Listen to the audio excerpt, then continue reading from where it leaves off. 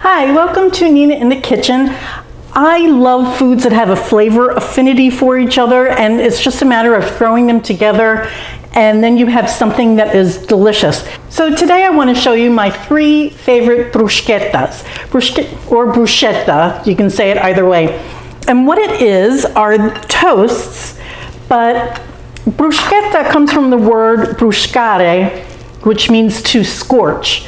So you don't want to scorch anything, but you do want these little brown bits on your bread because that has flavor. So just a little char, and the bruschka is that sound that you hear. And here's how you make a bruschetta. You always start with toast that has been either on the grill, in a grill pan, or you can do it under a broiler. Extra virgin olive oil, this is where you get your good stuff out. And you just paint a little oil on there. Take a piece of garlic, and here's the sound it should make. So you want that. This is the simplest garlic bread you'll ever make. Then on top of that, it's just a matter of some beautifully ripened tomato, a little salt, and just a couple pieces of basil. So simple, and that's absolutely a perfect bruschetta. So that's number 1.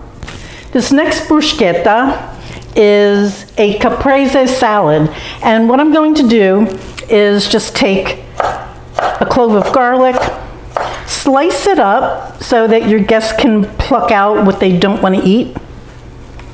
Put that in there with some basil, just some torn leaves of basil, a little drizzle of olive oil, just to anoint the ingredients. I've salted that. So now again, you're just going to paint your bread with some olive oil, take a piece of garlic and crunch, crunch, crunch, rub it. And now this bread, because it's a caprese salad, is going to get some fresh mozzarella. This goes under the broiler, and you don't want it to get, you don't want your cheese to turn brown, you just want it to be melty. So the mozzarella goes on top of the bread. It goes on one of these little quarter sheet pans.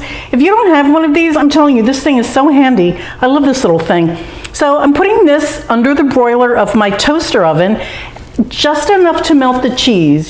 You want it to be like a grilled cheese sandwich. You don't want it to be browned at all. So I'll be back in just a couple minutes. While the cheese is still melty on this, you just put it on your plate and smush it down. Just kind of smash it with your fork and to spread it around.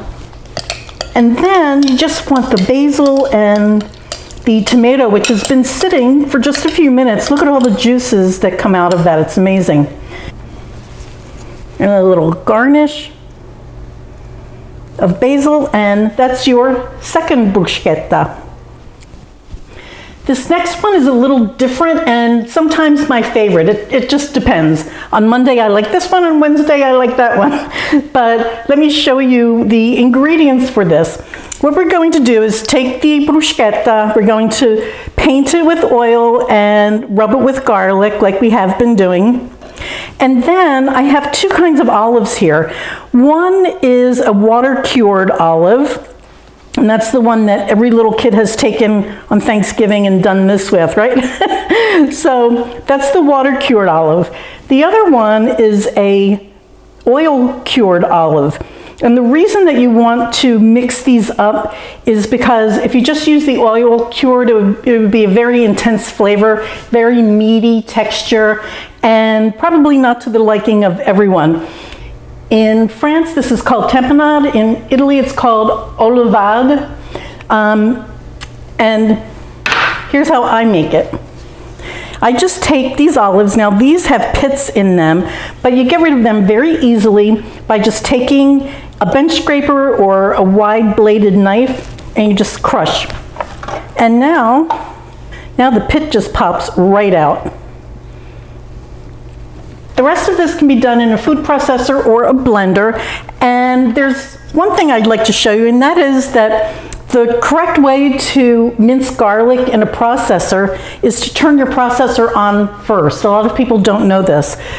Watch what happens.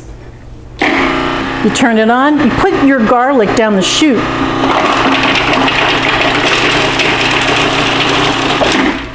And we're done. It's an easy way to mince your garlic.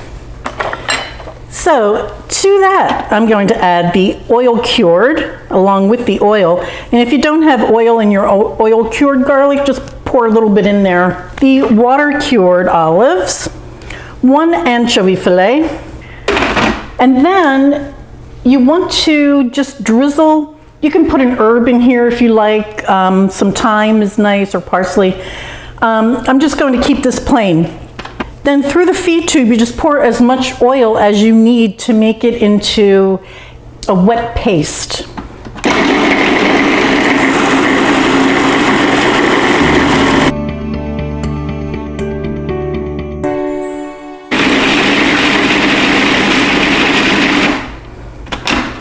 And I think we're there. That looks good. Keep your finger, when you handle a food processor, keep your finger inside this blade so that it doesn't fall out. So again, we have the toast, the bruschetta with a little oil, a little garlic, and now this time I'm going to take some goat cheese, some fresh goat cheese that goes right on there, and some of that tapenade. This one is so delicious. I can't even tell you. You just have to make it to believe it. Well, I hope I've inspired you to make some bruschetta because it is such a delicious food. It's easy to put together. It's a great finger food for any party.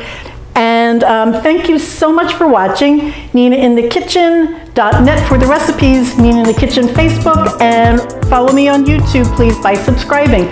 Thank you guys again. Bye.